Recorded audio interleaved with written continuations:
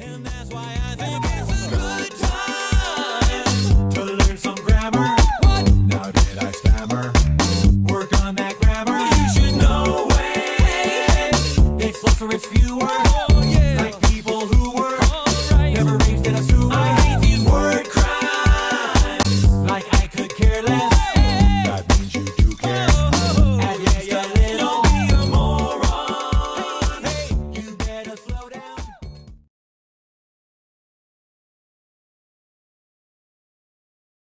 Hi everyone! Happy to share with you what I know about Precis Writing. So with the help of all the references I consulted, I now present you with this video lectures or objectives. At the end of the lesson, you should be able to define what a Precis is, detail the steps in Precis Writing, and identify some errors in Precis Writing. Finally, write accurate Precis proportional to the original text, which will be continued in our lecture proper. Okay, essentially, the principle of a Precis is best represented by these photos. You have the bigger pencil and smaller pencil, basically made of the same wood with lead. So same substance, like with the apple, same nutrition. Okay, but the other one is reduced. It's a more concise version. Even the cute kids here. So, what exactly is a Precis? It's a type of summarizing. So, if it's a summary, it's shorter. But this is special. Why? Because it insists on an exact replica in miniature of the work. So, when you say miniature exact replica, that means whatever the intention of the author is, you must be able to capture that using fewer words. Okay? Using fewer and your own words. Often, you reduce it to 1/4 or 1/3 of the original text length. It's a condensation in one's own words of a longer piece of writing, and it's not focus on not. It's not a personal interpretation of a work or an expression of your opinion of the idea. So that means you stick to the author's meaning. Your job is to make it more concise. Okay, language skills needed for Precis Writing. Okay, if you're the type of person who likes combo meals, then you and Precis Writing have something in common. Why? Because Precis Writing basically will involve a combination of skills. Okay, first, you must know how to distinguish main ideas from details. Okay, and recognizing central idea in a paragraph, analyzing modes of development of a paragraph. Okay, simply put, these are the specific skills you need, like a combo of skills that you need to have. You know how to transform sentences, voice in terms of voice, direct speech to indirect speech. Okay, joining sentences, of course, compression is also needed, and then word choices. So you'd have to know the denotative and connotative meaning of words, and you have to know the different shades of meaning of words, neutral, approving or disapproving, and identifying synonyms or near synonyms. So in other words, you'd have to be a walking thesaurus in order to pull this through. But okay, don't worry, because it also takes practice. And, okay, to guide you step by step how to write a Precis, so I made it really specific. So I came up with 10 steps or 10 methods or approaches to writing a Precis. First, read carefully. It's a must. You have to understand the text. If you are still confused about the meaning of the text, then, okay, read it again, read it twice, thrice. Read it with your classmate. Just make sure your understanding is correct, because wrong Precis, when used in an article or an essay, will lead to erroneous information or misleading information, which is not a good academic practice. Number 2, underline essential points, the main idea. You actually do this when you write, make an outline, right? Previous lesson is outlining, so similar thing. Third, omit all unnecessary information. So just like in outlining, you will also omit unneeded materials. Number 4, reduce long phrases into shorter ones. Compression, okay, so remember reducing into ing participial phrases like longer clauses being reduced to infinitive forms, etc. Number 5, retain the important points and ideas which are essential to be described. So sometimes when students do write the précis, they overdo it, like they even omit the keywords, and that's a no-no. Okay, number 6, use your own words as much as possible. Because you're making the idea your own, okay? And then by writing a précis, you simply attribute the source using APA citation, okay? For number 7, quote only when appropriate. What are those instances? Okay, when appropriate, that means you only quote, that means you copy the author's words verbatim only if it's the best possible way, okay, to state the meaning. That if you change it, you also lose the meaning and the impact of the text. So you decide to use exact quotation. Otherwise, you have to précis. Number 8, change direct speech into indirect speech. So for example, you're quoting from a speech by Martin Luther King. I have a dream. You don't say, I have a dream, Martin. You will actually use or change it into indirect speech. You can say, King in his speech envisioned an image of, etc., etc. Okay, number 9, check word choices. I told you about denotation, connotation, shades of meaning. And 10, check for length. Once you're done, make sure your précis is reduced, is a reduced version of the original by 70%. Okay, 70% of the original length. Okay, now let's have an example. Original text. Most of us approach different kinds of problems in different ways. We may be very objective in coping with pressures at school, at work or school, but irrational and emotional in dealing with family problems. So you read that carefully, and this text is quite easy. Underline essential points. Okay, you see there, approach problems different ways, and you have work, school, emotional, family. So those are your keywords. Omit unnecessary information. So you keep on, okay, looking at the words problems, that may be omitted. And then synonyms, check for synonyms. What word can better replace the word problem? If you do Shift F7, it will give you like problems. Synonyms are glitches. Glitch, is that appropriate here? Nah, okay. How about difficulties? Maybe, but too general. How about trials? Too deep? I don't know. If you have family, work, school problems, maybe the best term to use is stress. Okay? So look at the précis form. Most of us, so you didn't change that because it's actually the best term to use, or you can change it. Most people deal with stress in various manners. Different ways was changed into various manners. And then you simply have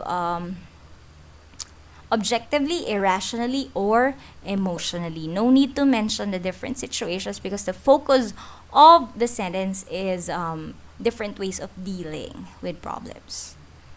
Okay, so this is your précis form. Next example. The struggle for nationhood did not end in 1946. From then on, we have had to fight for our survival as a people, for our right to pursue our destiny, and we have had to continue the revolution of our fathers in 1896 to defend our republic, not so much from external attack as from internal collapse. Okay, I want you to pause the video right here and write your précis version. Okay, you're back. Let's see. You read it carefully. You underlined essential points. I'm sure you underlined struggle for nationhood, survival as a people, revolution, okay, republic, etc.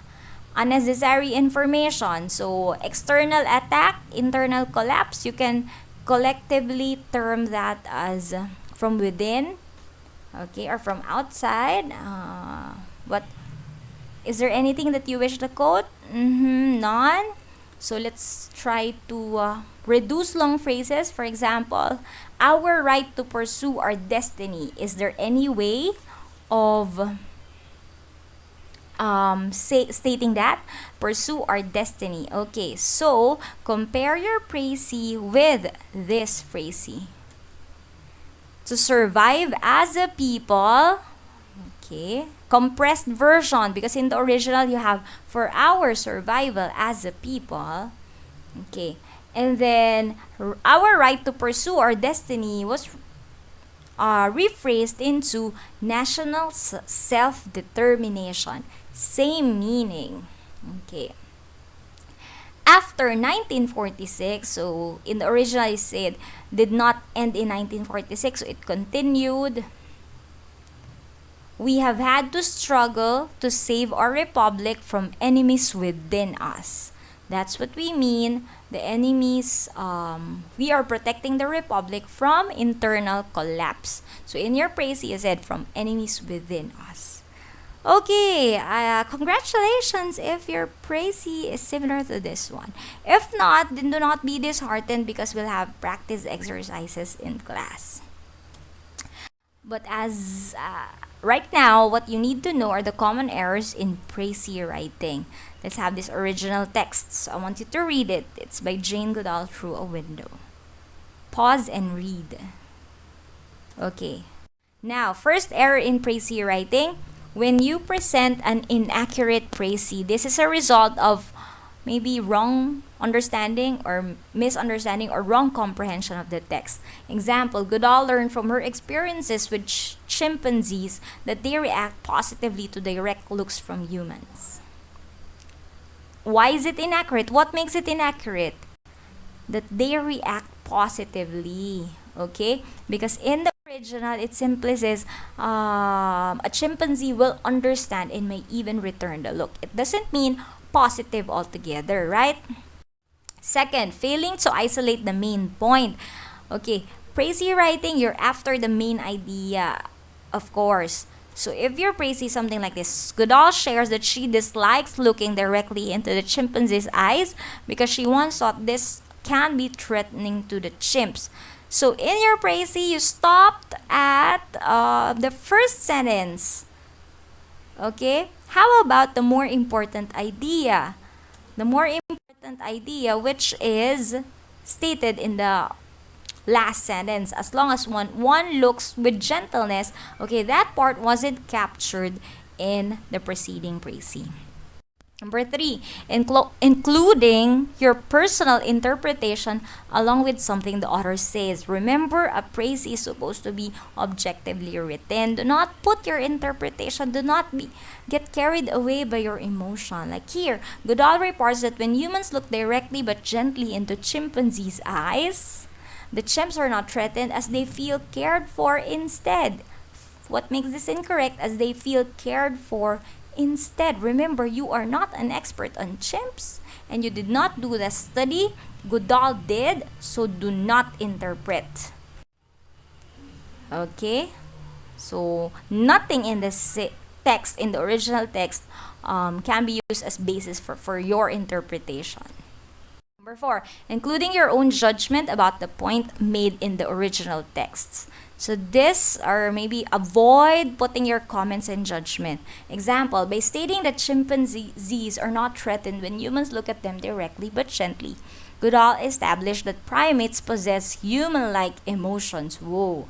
Okay? That's too big for a claim. Possess human-like emotions. That's wide-ranging. So, incorrect. That's your own judgment. So, you strayed away from the original texts. Number 5, taking much of its language directly from the source to the point of plagiarizing. Okay, this is really important.